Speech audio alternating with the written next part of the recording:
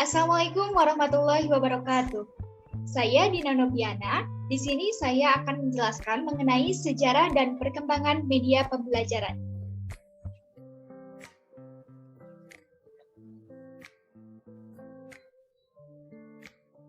Nah, media pembelajaran itu berkembang sejalan dengan perkembangan teknologi, ilmu komunikasi, dan juga teori belajar.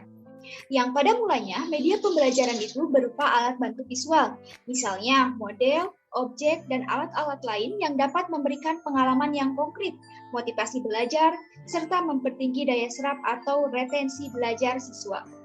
Kemudian masuk pengaruh teknologi audio sehingga media pembelajaran itu berubah menjadi audio visual atau disebut juga dengan audio visual aids.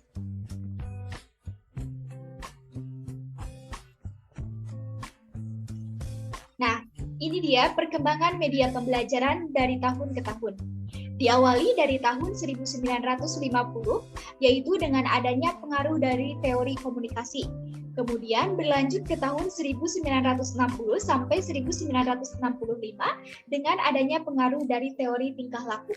Dan yang ketiga yaitu dari tahun 1965 sampai 1970 yaitu berada pengaruh dari pendekatan sistem.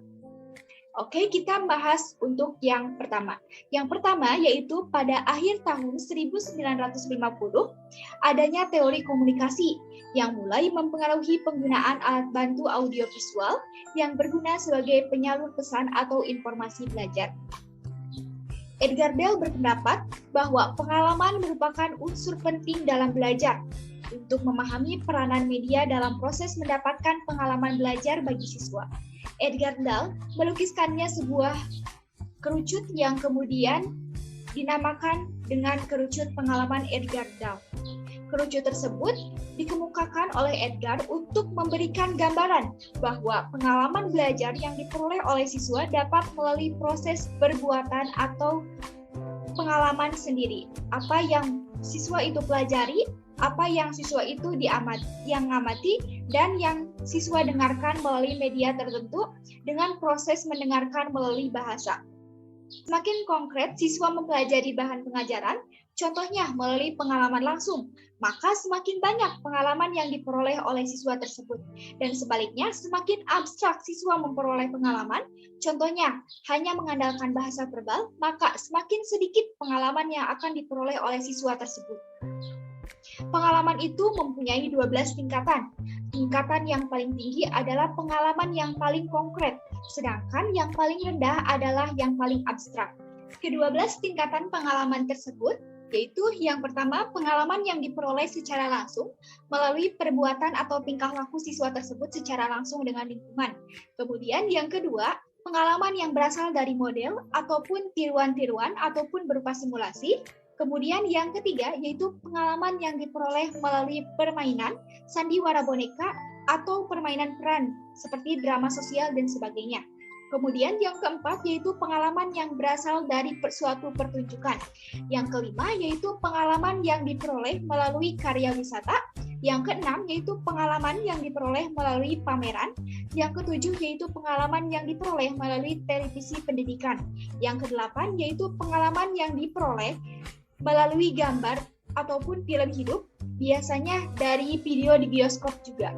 Kemudian yang kesembilan yaitu pengalaman yang diperoleh melalui gambar mati, slide, ataupun fotografi. Yang ke-10 yaitu pengalaman yang diperoleh melalui siaran radio atau rekaman suara. Yang ke-11 yaitu pengalaman yang diperoleh melalui simbol yang dapat dilihat seperti grafik, bagan, dan juga diagram. Kemudian yang ke-12 yaitu pengalaman yang diperoleh melalui penuturan kata-kata. Yang selanjutnya kita beralih ke tahun 1960 sampai 1965. Di mana pada tahun ini orang-orang mulai memperhatikan siswa sebagai komponen yang penting dalam proses belajar mengajar. Pada saat itu teori tingkah laku dari Skinner mulai mempengaruhi penggunaan media dalam pembelajaran.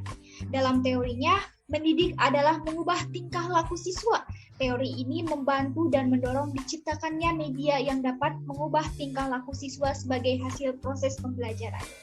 Selanjutnya yaitu tahun 1965 sampai 1970. Pada tahun ini adanya pendekatan sistem yang mulai menampakkan pengaruhnya dalam kegiatan pembelajaran. Pendekatan sistem ini mendorong digunakannya media sebagai bagian integral dalam proses pembelajaran. Setiap program pembelajaran harus direncanakan secara sistematis dengan memusatkan perhatian kepada siswa. Program pembelajaran direncanakan berdasarkan kebutuhan dan karakteristik siswa, diarahkan kepada perubahan tingkah laku siswa sesuai dengan tujuan yang ingin dicapai. Pada dasarnya, pendidik dan ahli visual menyambut baik perubahan ini, sehingga untuk mencapai tujuan pembelajaran tersebut digunakan berbagai format media. Pendekatan sistem berpandangan bahwa cara belajar siswa itu berbeda-beda. Sebagian ada yang lebih cepat belajar melalui media visual, ada yang lebih cepat belajar melalui audio, ada yang melalui media-media lainnya. Sehingga dari situlah lahir konsep media pembelajaran. Nah, itulah perkembangan media pembelajaran dari tahun ke tahun yang dapat saya sampaikan. Mohon maaf apabila terdapat kesalahan dan kekurangan. Billahi taufiq wal hidayah. Wassalamualaikum warahmatullahi wabarakatuh.